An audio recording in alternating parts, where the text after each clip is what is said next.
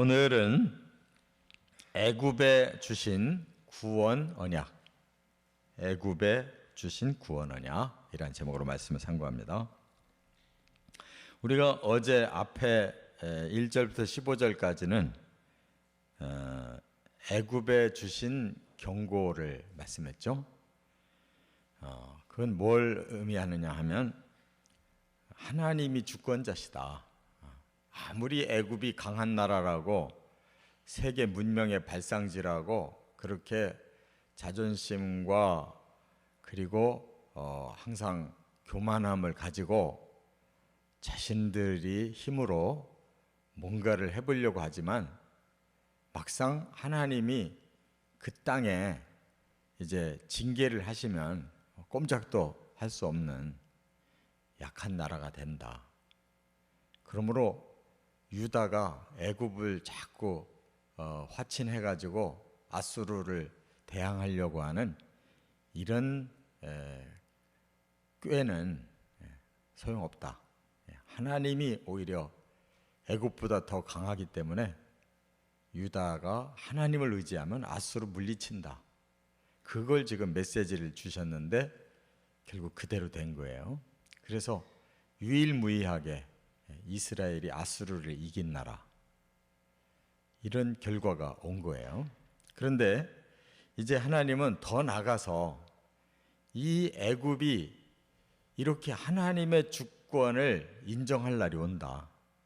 그렇게 되면 하나님은 애굽도 아수르도 이스라엘도 다 하나님을 경외하는 하나의 세계로 만들어진다는 거예요. 이거는 이제 궁극적인 목표를 오늘 본문에서 말씀하는 거예요. 그래서 애굽에게 구원을 약속하는 언약을 말씀했는데 이건 단순히 애굽 나라만이 아니에요. 온 세계를 구원할 예표로, 이방 나라의 예표로 애굽을 구원한다. 아수르를 구원한다. 이스라엘과 함께 세 나라가 다 축복의 중심이 된다. 그런데 이건 굉장히 어려운 예언이지만 결국 세계는 그렇게 바뀌어져 가는 거예요. 왜냐하면 그 시대만 해도 이 애굽은 본래 애굽 그 중심 민족이 있고 아수르는 본래 아수르 중심 민족이 있어서 그들이 강한 나라고 제국이 된 거거든요. 그런데 그 후로 역사가 어떻게 바뀌어가냐면 이 지금의 중동 지역이 한 민족이 지배를 해요. 그게 누구냐면 이스마엘 후손들이에요. 그래서 지금 애굽 나라는 이스마엘 후손이 많이 들어가 가지고 장악을 하고 저 이라크 시리아 지역도 애굽 이스마엘 자손들이 다 장악을 해서 그들이 중동 아랍이라고 그래요. 아랍. 그래서 그 아랍에는 지금 애굽도 들어가고 저 위에 그 이라크 또 시리아 이런 데가 전부 다 사우디아라비아, 요르단 다 거기를 아랍이라고 그래요. 그것은 바로 이스마엘 후손들이 성경의 말씀대로 그 지역을 차지한 거예요. 유브라데부터 애굽강까지. 그런데 그들이 사탄에게 이용을 당하고 있어요. 그 가운데 한가운데 이스라엘만 여호와를 믿고 그 아랍 사람들은 다 오늘날의 이슬람교를 믿어요. 사탄이 그들을 방해하고 있어요. 그러나 그것이 이제 벗겨지는 날이 올 거예요. 사탄은 끝까지 방해는 못해요. 사실은 형제국가잖아요. 이삭과 이스마엘이 형제국가예요. 근데 결국은 아브라함의 두 후손이 결국 그 지역을 성경이 약속한 그 땅을 지금 다 차지하고 있는 거예요. 지금은 원수로 싸워도 결국 하나님 안에서 하나 되면 바로 이 오늘 말씀처럼 바로 그들은 형제처럼 하나님을 경외하는 날이 올 거예요. 이게 세계의 역사의 흐름이라는 것을 우리가 깨닫고 보면 아주 쉽게 이 본문이 풀려요. 그러니까 하나님이 창세기부터 어떻게 세계를 이루시고 어떻게 아브라함을 택해서 그 후손을 통해서 어떻게 세계를 구원해 가실 건가를 쭉 지금 얘기하고 있는데, 이사야서까지 와서 보니까 굉장히 하나님의 비전이 그냥 하나도 어긋남이 없이 오고 있는 거예요. 이 지금 오늘 우리가 읽는 본문은 종말의 끝에 이루어질 그런 궁극적인 하나님의 나라예요. 그래서 결국 하나님은 공의로우시면서 사랑의 하나님이시다. 잘못된 건 반드시 치시고 그러나 끝까지 사랑으로 품어서 구원한다. 그러면서 그날에라는 단어가 지금 6번 나와요. 16절에도 18절에도 19절에도 21절에 23절에도 24절에도 계속 그날에 그게 마지막 하나님이 궁극적으로 세계를 구원하시는 날에 이런 역사가 온다는 거예요. 그러니까 이렇게 성경을 크게 보시고 또 그 핵심을 쭉 하나님 어떻게 이어가시는지를 보시기를 바랍니다. 세 가지가 있어요. 첫째, 16절부터 18절에 보면 여호와께 회개하고 돌아오리라 그랬어요. 애굽은 부녀와 같다. 이 부녀라는 말이 뭐예요? 애들을 가진 연약한 여자를 비유하는 거예요. 애굽이 연약한 여자와 같다. 그래서 그들이 하나님의 그 손길 앞에 두려워 떨다가 이제 하나님이 유다를 일으키시고 하나님이 정하신 계획대로 계속 진행해 가시는 걸 보고 그들은 결국 하나님께 돌아온다. 그 중에 5 성읍이 하나님 앞에 돌아와서 가나안 방언을 말할 것이다. 이게 무슨 뜻이겠어요? 가나안 방언이라는 말은 히브리 말을 한다는 거예요. 애굽 땅에도 히브리 말을 하는 성읍이 5개가 세워질 것이다.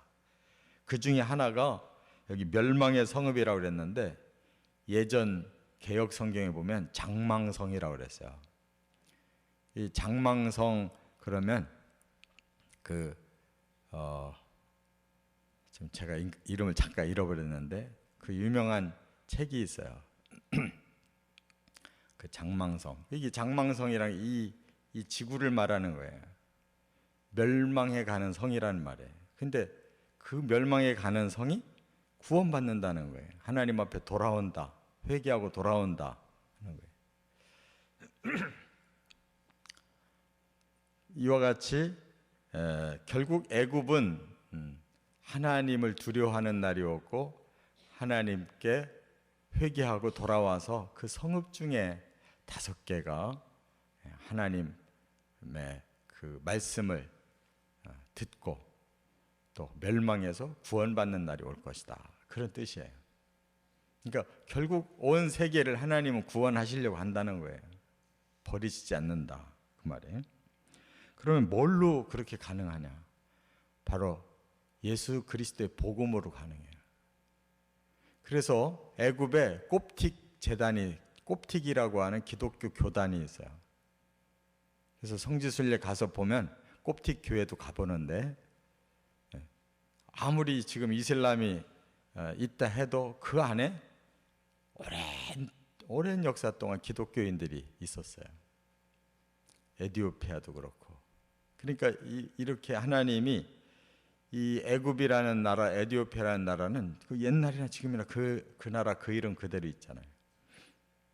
하나님이 그 나라에도 그 하나님의 백성을 세우시고 교회를 세우셔서 구원의 날을 예비해 놓으시는 5 성읍이라고 그랬어요. 그 애굽이라는 큰 나라가 성읍이 5개밖에 없겠어요. 그러나 하나님이 그 속에 하나님을 경외하는 자들을 세워 나가신다는 거예요.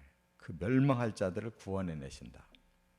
두 번째는 여기 19절부터 22절까지 보면 여호와께 예배하리라 그랬어요. 예배한다는 말은 그곳에 여호와의 제단이 세워질 것이다. 그곳에 하나님을 경배하는 교회가 세워질 것이다. 그런 뜻이죠. 그래서 애굽의 중앙에는 여호와의 제단, 변경에는 기둥이 있다. 그랬으니까 말하자면 애굽이 전체가 다 하나님 경외하는 날이 올 것이다. 그 말이죠. 한가운데 여호와의 제단이 있다면 저 변두리에는 여호와를 위한 기둥이 세워진다 했으니까 애굽 전체가 결국 하나님 경외하는 날이 올 것이다. 하나님의 작전은 우리가 생각하는 짧은 기간이 아니에요. 지금 벌써 이 말씀이 2700년 됐어요. 아직 안 이루어졌잖아요. 그러나 일단 그 애굽이라는 민족을 바꾸셨어요. 거기에 아브라함의 육의 자손들을 집어넣으셔서 그곳에 민족을 바꾸셔요. 사탄은 그걸 건드려 가지고 알라신 내내 하나님이다 그러면서 여호와가 아닌 다른 신을 심어놨잖아요. 그러나 그것만 바뀌면 바로 하나님의 선민의 자손들의 그 여호와께 돌아오면 그곳이 바로 예배의 장소가 되는 거예요. 그래서 여기 보니까 뭐라고 그랬어요? 한 구원자, 보호자를 보내신다 이렇게 말씀했죠. 어디에 그 말씀을 했냐면 20절에 그랬어요. 그래서 중간에 여호와 그들이 부르짖으니까 여호와께서는 그들에게 한 구원자이신 보호자를 보내서 그들을 건지실 것이니라. 항상 성경은 한 구원자, 한 보호자는 메시아를 말하는 거예요. 그곳에도 하나님이 메시아를 보내신다. 구원자 보내신다. 그랬어요. 그러면 그들은 여호와께 제물을 드리고 예물을 드리고 경배를 하고 소원한 것을 이행하고 여호와는 그들의 간구를 들으시고 고치시고 이게 더 구체적인 구원이 이루어져 간다는 거예요.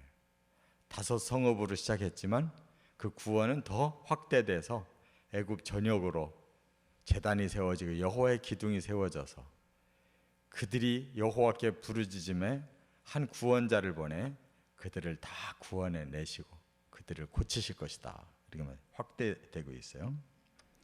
그 다음에 끝으로 세 번째는 23절부터 25절에 보면 여호와께 복을 받으리라 그랬어요. 근데 이 복은 어떻게 더 확대되냐면 유다는 물론이고 밑에 있는 애굽도 물론이고 위에 있는 아수르도 물론이고 세 나라가 다 하나가 돼서 복받게 될 거다 그랬어요. 여기 보니까 23절에는 애굽에서 아수르로 통하는 대로가 있어. 아수르와 애굽이 서로 통용하고 그 다음에는 24절에는 이스라엘이 애굽 및 아수르와 더불어 셋이 세계 중에 복이 되리라 그랬어요. 그러니까 중간에 이스라엘이 있고 밑에 애굽이 있고 위에 아수르가 있잖아요. 거기가 다 이제 함께 하나가 되는 거예요. 뭘로 하나가 되겠어요?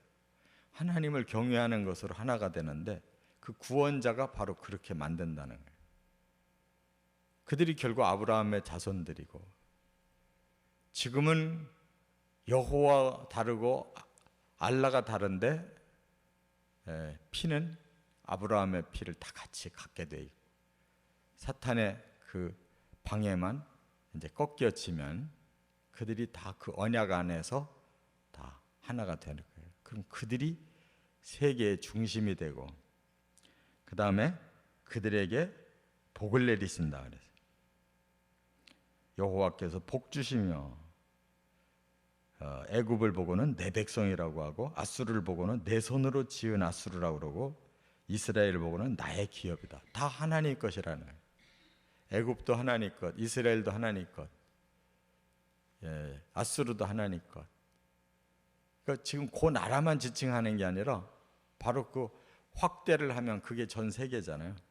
하나님은 하나님이 이 땅에 보내신 모든 사람, 모든 민족, 모든 나라를 다 구원의 대상자로 삼으셔서 바로 이렇게 복을 주는 날이 온다는 거예요. 이런 하나님 비전을 우리가 어떻게 다 품어요? 이런 큰 비전을 어떻게 1, 2천 년 만에 해결되냐고요. 그러니까 지금으로부터 6천 년 전에 아담이 살았다는데 그 아담을 창조하신 하나님이 그 계획을 6,000년까지 끌고 오셨는데 지금 이제 마지막, 지금 복음이 안 들어간 나라와 민족 없어요. 다 들어가요. 세계 다 들어가 있어요. 왕성하고 어디는 박해를 받을 뿐이지 교회 없는 세계가 없어요. 다 하나님 안에서 한 구원자를 보내서 이러한 역사를 만들어 가신다는 거. 우리가 이렇게 봤는데 이 복음을 나머지 온 세상에 전하는 일에 이 동방의 극동에 지금 한국을 세워놨잖아요. 우리나라보다 복음이 강한 나라가 없어요. 미국하고 한국이 지금 복음을 주도하고 있어요. 우리가 다른 건 약해도 복음은 강하거든. 거기다가 세계 무역을 지금 가장 활발하게 하는 나라 중에 하나죠. 그 위에 복음만 얹으면 세계화가 되는 거예요. 바로 북한이 하나님께 빨리 돌아와야 되고 이 한민족이 하나가 돼서 강해져야 되고, 복음은 바로 이렇게 전해져서 온 세계에 하나님의 나라를 세우는데 귀히 쓰임받는 한국교회가 돼야 될 줄 믿습니다. 이렇게 믿고 기도하시길 주의 이름으로 축원합니다.